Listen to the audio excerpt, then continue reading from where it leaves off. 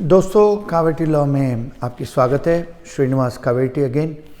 ये वीडियो में हम इंटरनेशनल डिवोर्सेस के बारे में हम बात करेंगे। इंटरनेशनल डिवोर्सेस क्या होता है?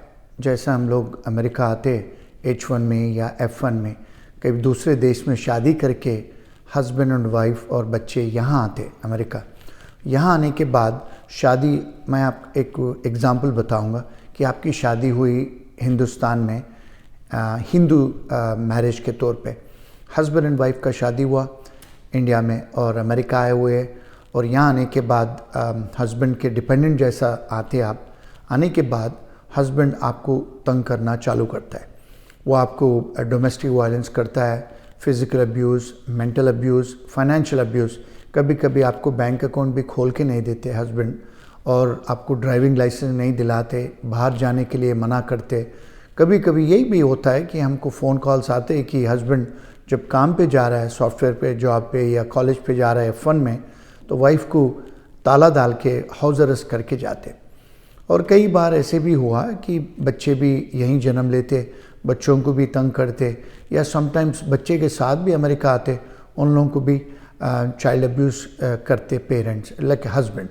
तो ऐसे कॉल्स हमारे पास आते, तो उन लोगों के लिए क्या रेमेडीज़ है?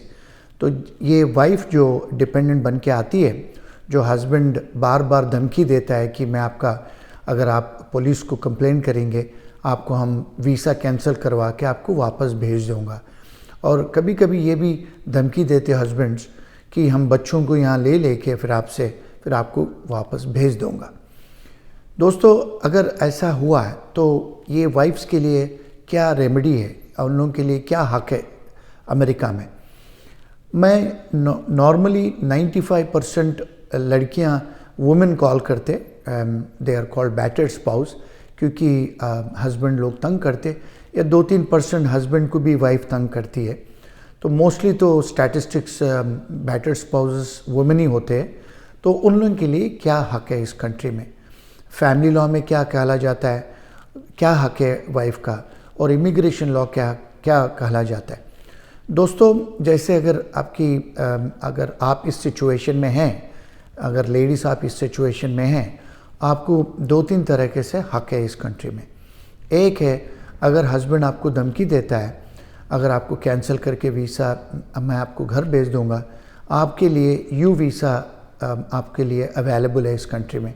अगर आप पुलिस को रिपोर्ट करते, या डॉक्टर को रिपोर्ट करते, या सोशल वर्कर, या चाइल्ड सपोर्ट वालों को अगर आप कंप्लेन करते, अगर कुछ एविडेंस दिखा सकते कि हस्बैंड आपको फिज़िकल या मेंटल अब्यूज़ कर रहा है, तो आपके लिए आप एप्लीकेशन डाल सकते इमिग्रेशन में। आपको 2 साल का वर्क परमिट मिलेगा। अगर हस्बैंड कन्विक्शन हो जाता है, अगर पुलिस को आप कोऑपरेट करते हैं, प्रोसिक्यूटर आपको एक चिट्ठी दे देता है, वो एप्लीकेशन अगर आप इमिग्रेशन को भेजेंगे तो आपको ग्रीन कार्ड भी आने का संभव है। और दूसरा, कई बार हस्बैंड लोग वाइफ को धमकी देते कि मैंने काम करके मैंने घर बनाया, तो आपको इस घर में कोई हक नहीं है। दोस्तों, ऐसा नहीं है अमेरिकन लॉ। जब शादी के बाद अगर हस्बैंड या वाइफ दोनों में अगर एक बंदा काम करके प्रॉपर्टी कमाता है, जैसा घर भी हो सकता है, घर यहाँ भी हो सकता है अमेरिका में, या बाहर देशों में हो सकता है, गाड़ी हो सकता है, शेयर्स भी हो सकते हैं, स्टॉक्स भी हो सकते हैं, और गोल्ड भी ले सकते हैं, जो भी, अगर क्रिप्टो करेंसी भी लिया है। शादी के टाइम में जो भी प्रॉपर्टी अगर हस्बैंड एक्वायर करता है खुद कमा के, वाइफ के लिए भी आपको इक्वल शेयर है। उस चीज़ को इक्विटेबल डिस्ट्रीब्यूशन कहला जाता है। कई बार हमको कॉल्स आते हैं कि हस्बैंड बोलता है कि नहीं, मैं बच्चों को हम रख के आपको भेज देंगे। दोस्तों, यहाँ ऐसा कुछ नहीं है। वाइफ को और हस्बैंड को इक्वल राइट्स है बच्चों को पालने में, रेयर करने में। दूसरे देशों में जैसा नहीं है, जैसा हिंदुस्तान में या पाकिस्तान में और बांग्लादेश में, कई कंट्रियों में हस्बैंड का हक ज़्यादा बनती है बेटों के ऊपर या बेटियों के ऊपर। वैसा कुछ नहीं है अमेरिका में। इक्वली शेयर हो सकता है बच्चों का रेयर में और बच्चों के देखभाल करने में। और तीसरा, प्रॉपर्टी डिस्ट्रीब्यूशन में भी इक्वल डिस्ट्रीब्यूशन है।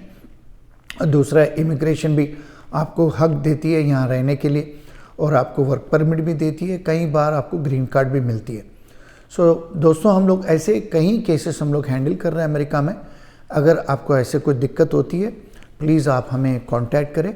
हम काफ़ी केसेस ऐसे हैंडल कर रहे हैं अमेरिका में, तो हमारा तजुर्बा है कि हमारे पास कोई दूसरे देशों का भी वकील लोग हैं।